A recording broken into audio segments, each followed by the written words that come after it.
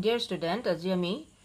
এই ভিডিওটোত নৱম শ্ৰেণীৰ ত্ৰিভুজ পাঠৰ এক্সাৰসাইজ 7.2 কোৱেশ্চন নম্বৰ 4 টো বুজিবলৈ চেষ্টা কৰিম। এই কোৱেশ্চনটোত কি কৈছে যে ABC ত্ৰিভুজৰ AC আৰু AB বাহুলৈ সাপোজ ইয়াত এটা আমাৰ ত্ৰিভুজ দিয়া আছে ABC এটা ত্ৰিভুজ আৰু এই ত্ৰিভুজটোৰ AC আৰু AB বাহুলৈ AC এডাল বাহু আৰু AB এডাল বাহু এই বাহুলৈ দুডাল উন্নতি টানিছে। আমি উন্নতি কেডাল টানি লওঁ। এডাল কৈছে আমাক BE উন্নতি ডালে মানে কি কৰিব আমাৰ বিপৰীত বাহুটো এডাল এটা 90 ডিগ্ৰী কোণৰ সৃষ্টি কৰিব আৰু C পৰা আন এডাল উন্নতি আমাক অংকন কৰিবলৈ কৈছে। C পৰা অংকন কৰিলো। BE কৈছে BE এডাল উন্নতি আৰু CF এডাল উন্নতি আৰু এই উন্নতি কেইডাল কি পৰস্পৰ সমান। এটো আমি সমান বুলি ধৰি ললো। এটা দেখুৱা যে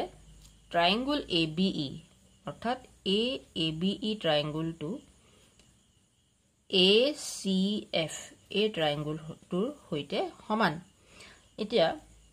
এটো আমি সৰ্বাংগসম বুলি প্ৰমাণ কৰিব লাগে। এক নম্বৰটো আমাক হেতু কৈছে আৰু দ্বিতীয়তে কৈছে কি AB = AC অৰ্থাৎ AB বাহুটো AC বাহুটোৰ সৈতে সমান। অৰ্থাৎ এই গুটে ত্ৰিভুজটো আমি এটা সমদ্বিবাহু ত্ৰিভুজ বুলি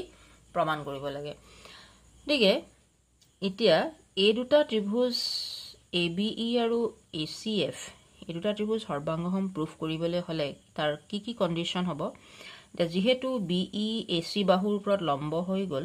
এটা 90 ডিগ্ৰী কোণ কৰিব আৰু CF AB বাহুৰ ওপৰত লম্ব হৈ গল এটা 90 ডিগ্ৰী কোণ কৰিব আৰু এই কোণটো কি হৈ গল এই ত্ৰিভুজটো আৰু এই ত্ৰিভুজটো এই দুটা ত্ৰিভুজৰ কাৰণে এটা সাধাৰণ কোণ হল আৰু এই বাহুডাল এই ত্ৰিভুজটোৰ এডাল বাহু সৈতে সমান। গতিকে আমি যদি চাওঁ যে এংগুল এটো এংগুল আৰু সাইড এংগুল সাইড প্ৰপাৰ্টি যোগেদি এই ত্ৰিভুজটো অৰ্থাৎ ABE ত্ৰিভুজটো এটো এটা এংগুল সাইড অৰ্থাৎ ACF ত্ৰিভুজটোৰ সৈতে সৰ্বাংগসম হ'ব। গতিকে আমি প্ৰমাণটো কেনেকৈ কৰিম প্ৰমাণটো চাই লওঁ। ইয়াত আমাক যেটো উলিয়াবলৈ দিছে যে triangle AB congruent to triangle ACF আমি প্ৰমাণ কৰিব লাগে। গতিকে সেই দুটা ত্ৰিভুজে আমি লৈ লওঁ প্ৰথম যে ট্ৰায়াঙ্গল ABE আৰু ট্ৰায়াঙ্গল ACF ৰ পৰা এৰপৰা আমি কি পাম প্ৰথম আমি ললো angle A equal to angle A অৰ্থাৎ এই দুইটা ত্ৰিভুজতে কি আছে এই এংগল A টো আছে ABE ত্ৰিভুজটো আছে আৰু ACF ত্ৰিভুজটো আছে আৰু এই এংগল A টো কি হৈছে এটা সাধাৰণ কোণ মানে এই দুইটা ত্ৰিভুজতে আছে সাধাৰণ কোণ শেয়াৰ কৰিছে দুইটা ত্ৰিভুজতে। সেকেন্ডলি আমি ক'ব পাৰো যে এংগল AEB অৰ্থাৎ আমি ইয়াৰ পৰা লিখিব পাৰো AEB equal to angle AFC angle AFC আৰু এটো হৈছে সিন্স 90 ডিগ্ৰী। যেহেতু এটো এডাল অল্টিটিউড হয় উন্নতি হৈছিলে AC বাহুৰ ওপৰত গতিকে ই 90 ডিগ্ৰী কোণ কৰিব। নেক্সট আহিলে যে ABE ৰ BE বাহু BE is equal to CF এটো আমাক কি আছে দিয়া আছে পৰস্পৰ সমান বুলি এটো আমাক দিয়া আছে আমি দিয়া আছে লিখিলো। গতিকে ইয়াত আমাৰ কন্ডিশন কি হলে ই হৈ গল এংগুল ই হৈ গল সাইড। এটাকে আমি ক'ব পাৰো যে triangle ABE congruent to triangle ACF কেনেকৈ হল কন্ডিশনটো এংগুল সাইড স্বীকাৰ্য এংগুল সাইড স্বীকাৰ্য মতে এটোটা সমান হ'ব। এতিয়া এটো গল আমাৰ এক নম্বৰটোত। দুই নম্বৰটোত কৈছে কি AB = AC। এতিয়া ইয়াৰ পৰা আমি দুই নম্বৰটো প্ৰুফ কৰিম যে এই ত্ৰিভুজ কেইটাৰে একোটাহত অংশ AB হৈ গল ABE ত্ৰিভুজৰ এটা অংশ আৰু AC হৈ গল ACF ত্ৰিভুজৰ অংশ। আমি ক'ব পাৰো যে AB = AC যেহেতু CPCTৰ যোগেদি এই অংশকেইটা এই ত্ৰিভুজটোৰ দুটা অংশ ইহতি এটা অনুৰূপ অংশ দেখেইটা সমান হ'ব এতেকে ABC যেহেতু AB = AC হৈছে AB = AC যে এটা ত্ৰিভুজৰ যেতিয়া দুটা বাহু সমান হয় তেতিয়া হি কি হ'ব এটা সমদ্বিবাহু ত্ৰিভুজ এতেকে ABC এটা সমদ্বিবাহু ত্ৰিভুজ গতিকে এই কোৱেশ্চনটো আমি ইমানকণ লিখিলেই হ'ব তোমৰা বুঝি পাইছা নিশ্চয় নেক্সট কোৱেশ্চনটোলৈ যাওঁ আমি কোৱেশ্চন নম্বৰ 5 কোৱেশ্চন নম্বৰ 5ত আমাক কি কৈছে ইয়াত দিছে যে একেডাল ভূমি BCৰ ওপৰত চিত্ৰটো অঙ্কন কৰি লওঁ কোৱেশ্চনটো বুজাৰ আগতে একেডাল ভূমি BCৰ ওপৰত চিত্ৰটো আমাৰ বুকত দিয়া আছে ইয়াত দিছে BC এডাল ভূমি সাপোজ B আৰু C এডাল ভূমি মানে বেছ ইয়াৰ ওপৰত ABC আৰু DBC ABC means আমি দুটা সমদ্বিবাহু ত্ৰিভুজ অঙ্কন কৰিব লাগিব সাপোজ এই পইণ্টটো আমি লৈ ললো আৰু ইয়াত এটা পইণ্ট আমি লৈ ললো এতিয়া এই বাহুডাল আমি অঙ্কন কৰিলো আৰু ইয়াত এডাল বাহু অঙ্কন কৰিলো আৰু DBC কৈছে গতিকে ইয়াতো আমাৰ এডাল বাহু হ'ল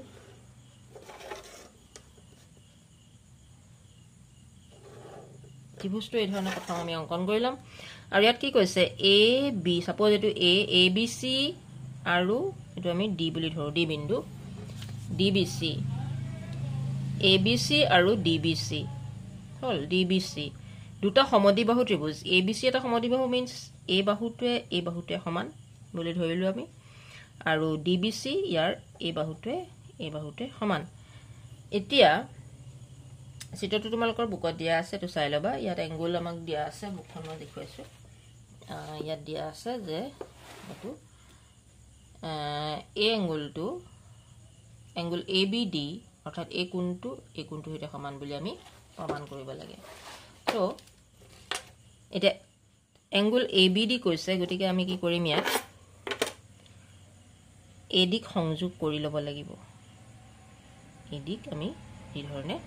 সংযোগ কৰি ল'ম তেতিয়াহে আমাৰ দুটা ত্ৰিভুজ সৃষ্টি হ'ব কাৰণ আমাক কৈছে ABD এই এংগলটোতে সমান বুলি আমি প্ৰমাণ কৰিব লাগে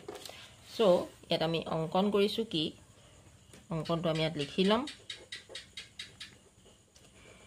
অঙ্কন AD আমি সংযোগ কৰিছো AD সংযোগ কৰা হ'ল তো আমি নিজাববীয়াকৈ সংযোগ কৰি লৈছো AD বাহুডালক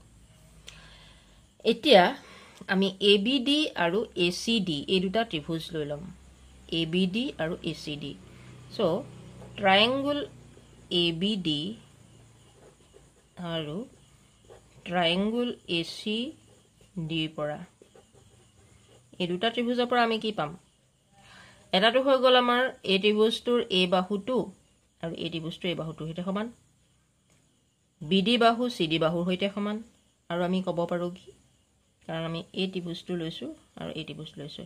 AD বাহুডাল তাৰ কি হৈ যাব সাধাৰণ বাহু গতিকে ABD আৰু ACD পৰা আমি কি কম যে AB = AC মই কোনগিলা লৈছো যত সিঙ্গল দিছো বাৰ দিছো এটো হৈছে একে সমান বুজাইছে ইয়া ডাবল দিছো সো এডাল বাহু এটা সমান হৈছে যেহেতু এটো আমাৰ দিয়া আছে কোৱেশ্চনটোতে দিয়া আছে যেহেতু কোৱেশ্চনটো দিয়া আছে আমি কেলে কৈছো যেহেতু ত্ৰিভুজ দুটা আমাৰ সমদ্বিবাহু ত্ৰিভুজ আছিল ABC আৰু BDC আৰু চিত্ৰটো আমাক দিয়া আছে এই ধৰণে চিত্ৰটো অঙ্কন কৰি থোৱা আছে বুকত সো নেক্সট আমি ক'ব পাৰো যে BD = CD BD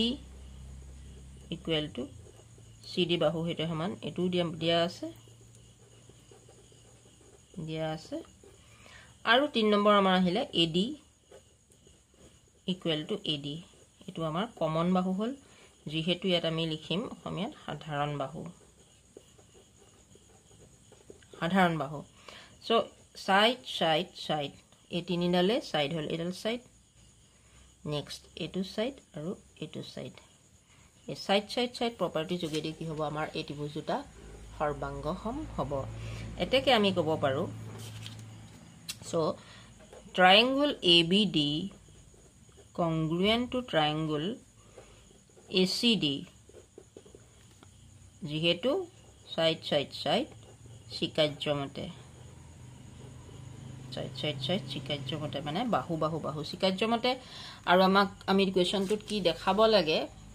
যে দেখুৱা যে এংগুল ABD = ACD অৰ্থাৎ A এংগুলটো আৰু A এংগুলটো সমান বুলি আমি দেখাব লাগে তে চাও যেহেতু A ত্ৰিভুজটোৰ A এংগুলটো এটা অংশ আৰু A ত্ৰিভুজটোৰ A এংগুলটো ইয়াৰ এটা অংশ অনুৰূপ অংশ যেহেতু ত্ৰিভুজ দুটা সৰ্বাংগসম হ'ল গতিকে আমি ক'ব পাৰো CPCTৰ যোগেদি তাৰ অনুৰূপ যিবিলাক অংশ আছে হেবু সৰ্বাংগসম হ'ব so which implies angle ABD is equal to angle ACD ayat ami ki likhim jehetu CPCT er jogedi এই angle keita ki hobo saman hobo dike ei question to ami iman khinie korim so thank you